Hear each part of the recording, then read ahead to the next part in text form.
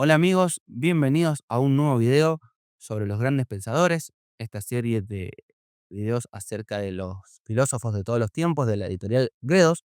En este caso es el turno del gran Hegel y el estudio introductorio a cargo de Volker Fichte. Vamos a ello. 1. El gran proyecto, unificar el saber. Hegel es descrito como el autor del último gran intento de la modernidad por salvar la metafísica occidental. En una época donde las ciencias, como la física o la biología, empezaban a separarse de la filosofía, él buscó convertirlas a todas en una unidad sistemática. Su meta no era solo acumular datos, sino entender cómo toda la experiencia humana y el conocimiento histórico forman un conjunto coherente. 2. Una vida dedicada al pensamiento.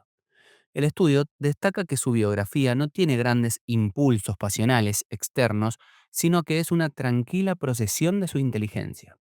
Formación en Tubinga. Estudió teología y filosofía con dos figuras clave, el poeta Hölderlin y el filósofo Schelling.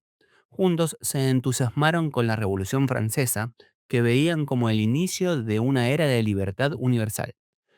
Etapa en Jena, 1801-1806. Fue su primer gran momento académico. Allí publicó su primer libro y terminó la fenomenología del espíritu justo la noche anterior a que las tropas de Napoleón ocuparan la ciudad. Nuremberg y la lógica.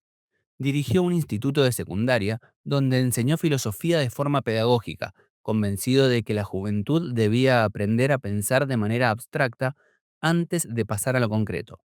Allí publicó su obra técnica más difícil, La ciencia de la lógica. Berlín y la cúspide. En 1818 llegó a la Universidad de Berlín, donde se convirtió en el filósofo más influyente de su tiempo. Sus clases eran tan famosas que atraían a oficiales militares y altos funcionarios, y su lenguaje técnico llegó a usarse casi como un idioma secreto entre sus discípulos. 3. Conceptos fundamentales. Pensamiento. Para entender a Hegel, el estudio introductorio de Gredos explica tres términos que suelen ser confusos. La historia como diálogo vivo. Hegel rechaza que la historia sea un montón de opiniones muertas o un museo de reliquias. Para él, el pensamiento actual está lleno de experiencias pasadas que siguen actuando. La filosofía es un diálogo nunca concluido entre diferentes formas de ver el mundo. El espíritu, Geist, no es algo místico o fantasmagórico, es un proceso de experiencia vivo. Es la unidad de la razón humana que se manifiesta a través de la cultura, las leyes y la historia. Lo absoluto. No se refiere a un Dios lejano, sino a la identidad entre el sujeto, el que piensa, y el objeto, la realidad. Hegel sostiene que no hay un mundo más allá que no esté mediado por nuestro pensamiento y lenguaje. 4. El sistema hegeliano a través de sus obras. A. Fenomenología del espíritu, 1807. Es la ciencia de la experiencia de la conciencia. Describe el viaje de la mente humana desde la certeza sensorial, creer solo en lo que veo y toco, hasta el saber absoluto.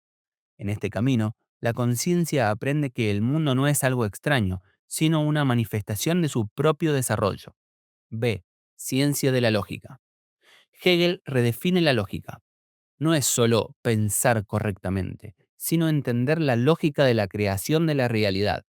Sostiene que nuestros conceptos no son fijos, sino que cambian históricamente a través de un proceso llamado dialéctica, donde una idea genera su opuesta y luego se resuelve en una idea superior. C.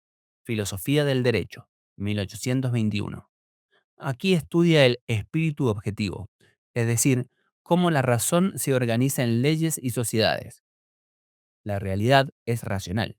Su famosa frase significa que la historia y la sociedad no son caos, sino que tienen una lógica interna que podemos comprender.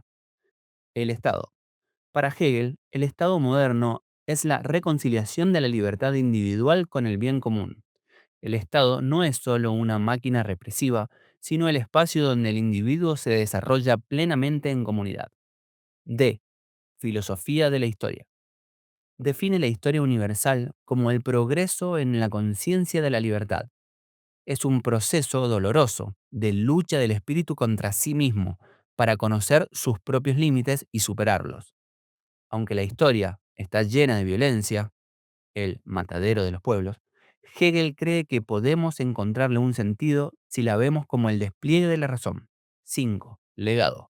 El estudio concluye que Hegel no es una figura del pasado.